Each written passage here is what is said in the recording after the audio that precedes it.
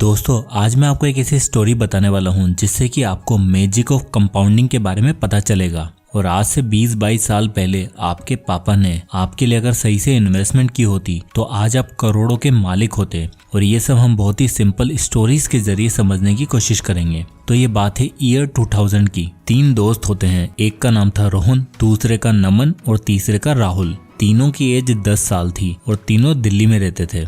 रोहन के पिताजी एक टीचर थे, नमन के फादर एक बिजनेसमैन और राहुल के फादर एक इन्वेस्टमेंट बैंकर थे। इन तीनों के फादर ने सोचा कि हमें हमारे बच्चों के फ्यूचर के लिए कुछ करना चाहिए ताकि फ्यूचर में अगर इन्हें पैसों की जरूरत पड़े तो इनके पास फंड्स अवेलेबल हो। तो तीनों के फादर डिसाइड करते हैं कि हमें 10-10 लाख रुपए अपने बच्चों के लिए रखने चाहिए। अब रोहन के फादर जैसे कि एक टीचर है तो उन्होंने सबसे सेफेस्ट ऑप्शन को चुना जो उन्हें लगता था, और वो था एफडी, क्योंकि उनके हिसाब से स्टॉक मार्केट में पैसा लगाना एक सट्टे की तरह होता है। क्योंकि उन्हें इसकी नॉलेज भी नहीं थी और हर जगह उन्हें बस यही सुनने में आता था कि स्टॉक मार्केट में तो लॉस ही होता है। तो उन्होंने रोहन के लिए 10 लाख रुपए की एफडी करवा दी ताकि जब रोहन बड़ा हो तो ये एफडी के पैसे ग्रो हो जाएंगे और जिन्हें रोहन काम में ले सकता है। अब दूसरे नमन के पिताजी जैसे कि बिजनेसमैन थे तो उन्हें भी स्टॉक मार्केट की तो ज्यादा नॉलेज नहीं थी, बट फिर भी उन्हें थोड़ा पता था कि उन्हें अपना थोड़ा पैसा कहीं ऐसी जगह पर लगाना चाहिए जहाँ पर ठीक ठाक रिटर्न मिल सके। तो नमन के फादर 5 लाख रुपए एफडी में लगा देते हैं और बाकी के 5 लाख रुपए वो गोल्ड में इन्वेस्ट कर देते हैं, क्योंकि हमारे इंडिया में गोल्ड और एफडी ही सबसे सेफेस्ट ऑप्शन माना जाता है।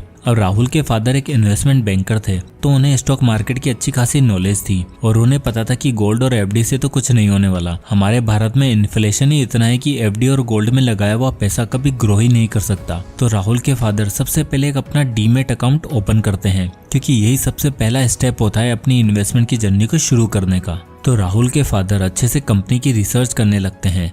वह महान लोगों की बायोग्राफीज को रीड करते हैं और स्टॉक मार्केट के ऊपर लिखी बुक्स को पढ़ते हैं, क्योंकि उस जमाने में ना तो कोई यूट्यूब वीडियोस है और ना ही स्टॉक मार्केट के लिए कोई कोर्स होते थे। इसलिए राहुल के फादर दिन रात किताबें पढ़ते और समझने की कोशिश करते कि स्टॉक मार्केट कैसे काम करता है। तो यही सारी नॉलेज लेने के बाद वो अपने 10 लाख रुपए एक अच्छी कंपनी में इन्वेस्ट कर देते हैं जिससे कि उन्हें फ्यूचर में अच्छे रिटर्न मिल सके। अब फास्ट फॉरवर्ड करके आते हैं 23 साल बाद 2023 में। रोहन, नमन और राहुल तीनों की एज अब हो चुकी है 33 साल। अब वो तीनों जॉब से परेशान हो चुके थे और अपना कोई खुद का बिजनेस शुरू करने की सोचते हैं। तो वो तीनों डिसाइड करते हैं कि वो दिल्ली में एक फास्ट फूड रेस्टोरेंट खोलेंगे और रेस्टोरेंट खोलने के लिए उन्हें कम से कम 50-50 लाख रुपए की फंड की जरूरत पड़ेगी। अब तीनों ने जॉब करके कोई खासा फंड सेव भी नहीं किया होता। तो सबसे पहले रोहन जाता है अपने पिताजी के पास और उनसे बोलता है कि उसे एक बिजनेस करना है जिसके लिए उसे 50 लाख रुपए की जरूरत है। तो उसके पिताजी बोलते हैं कि आज से 23 साल पहले मैंने तुम्हारे लिए 10 लाख रुपए की एफडी करवाई थी, तो वो जाकर तुड़वा लो, काफी पैसा जमा हो गया होगा। तो रोहन बड़ा खुश होता है और बैंक जाता है और अपनी एफडी तुड़वाता है। तो जैसे कि हमें पता है कि इंडिया में एफडी का रेट लगभग 6% ही रहता है।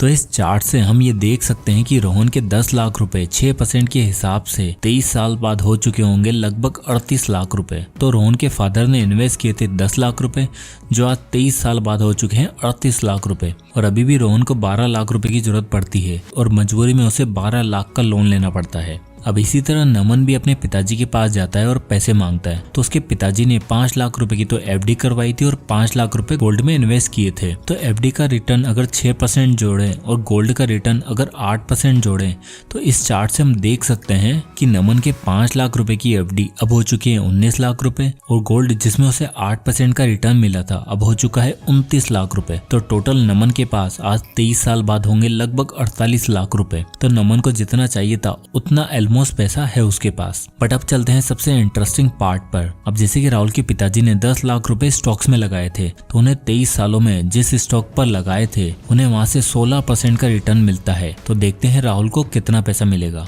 तो इस चार्ट में आप देख सकते हो कि राहुल का पैसा 16% के रिटर्न के हिसाब से आज 10 लाख रुपए हो चुके हैं लगभग 3 करोड़ रुपए।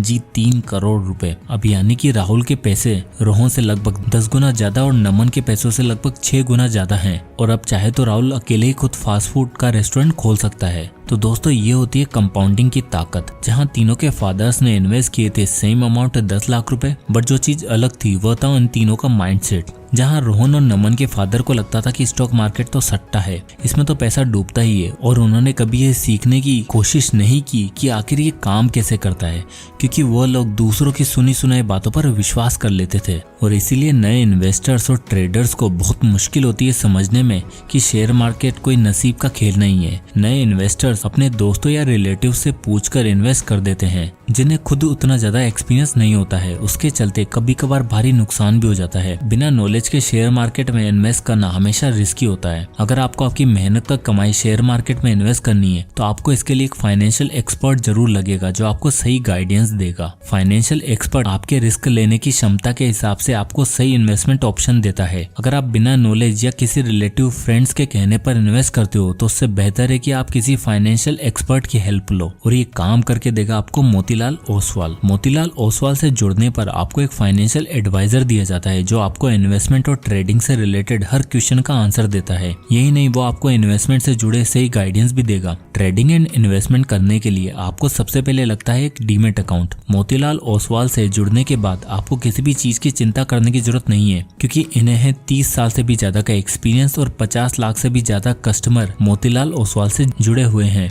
तो बहुत से बेनिफिट्स और एक फ्री डीमेट अकाउंट आपको मिलेगा, और साथ ही आपको पहले साल कोई मेंटेनेंस चार्ज भी नहीं देना पड़ेगा, और flat brokerage 20 rupees per lot मिलेगा। डीमेट अकाउंट ओपन करने के लिए आपको आधार कार्ड, पैन कार्ड और बैंक प्रूफ लगेगा। आपको रियल टाइम स्टॉक रिकमेंडेशन भी मिलेंगे मोतीलाल ओसवाल की मोबाइल एप्लीकेशन पे, जो बिल्कुल फ्री है। मोतीलाल ओसवाल से जुड़ते ही आपको एक वेलकम बास्केट भी दिया जाएगा, जिसमें आप उनके AI बेस्ड टूल यूज कर सकते हैं, और साथ में ब्रोकरेज रिवर्सल भी मिलेगा। यह प्लेटफॉर्म बहुत ही सेफ और सिक्योर है। आप मोबाइल ऐप या फोन कॉल से भी इन्वेस्ट कर सकते हैं। डिस्क्रिप्शन में दी गई लिंक पर क्लिक कीजिए, आपका नाम, फोन नंबर एंड सिटी डालकर तुरंत अपना डीमेट अकाउंट ओपन करिए। तो दोस्तों, अब इस स्टोरी से हमने क्या क्या लेसन सीखे हैं उन्हें डिस्कस करते हैं। नंबर 1, दोस्तों, अक्सर इन्वेस्टिंग की जब बात होती है तो हमें एक डर सा लगा रहता है, और हमें रिटर्न तो छोड़ो, बस हमारा पैसा डूबता हुआ ही नजर आता है। इसलिए इन सबसे बचने के लिए हम अपने पैसे FD या फिर ऐसी जगह पर इन्वेस्ट करते जाते हैं जहाँ से हमें अच्छे रिटर्न ही नहीं मिलते। दोस्तों, अपने पैसों को सेव करना कौन नहीं चाहता, और अगर आप चाहे पैसा FD में इन्वेस्ट कर रहे हो या फिर अपने सेविंग अकाउंट में ही रखे हो, उसमें कोई बुरी बात नहीं है। बट हमें FD में या लो इंटरेस्ट के इन्वेस्टमेंट उतना ही करना चाहिए जिनकी जरूरत हमें कुछ टाइम में पड़ने वाली है। मान लो कि आपको अगले 3 साल बाद पैसा चाहिए, तो अगर आप स्टॉक मार्केट में इन्वेस्ट कर देते हो तो हमें पता है कि कंपाउंडिंग 3 साल का कोई गेम नहीं है। एटलीस्ट आपको 10 से 15 साल पैसा इन्वेस्ट करना होता है। तो अगर आपको अगले 3 सालों में पैसों की जरूरत है तो आप FD ही प्रेफर करें। बट जिन पैसों की आप नियर फ्यूचर में जरूरत नहीं है तो उन्हें आप स्टॉक मार्केट में इन्वेस्ट कर सकते हैं। नंबर 2,